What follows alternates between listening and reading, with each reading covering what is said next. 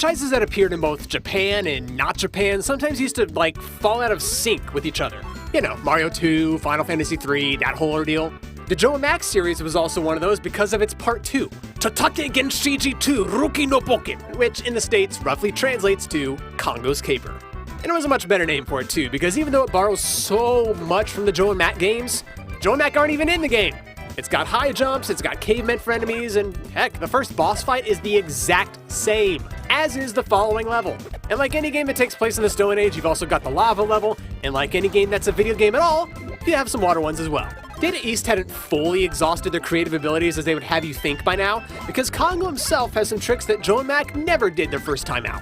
He can't power up his club, but he can bounce on bad guys' heads, dive bomb them from the sky, and bowl them over. If you pick up 3 red gems, you can become a not that much more impressive version of Congo. But if you're one hit away from death, Congo transforms into a monkey who moons you every 3.5 seconds.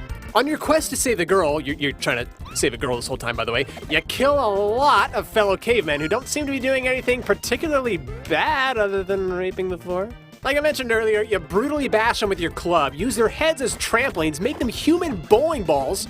Some of these guys are even ahead of the curve, so much so that they have working vehicles, some of which are capable of flight that could have progressed technology millennium faster than it did. But no, Monkey Boy here feels threatened by him. Obvious jealousy over higher developed brains. Even if Congo's Caper is one of those games responsible for throwing off the sequel count of an entire franchise in all regions of the world, it did so while still being a reasonably good game. If you want your fix of caveman platforming action though, stick with the proper Joe and Max series.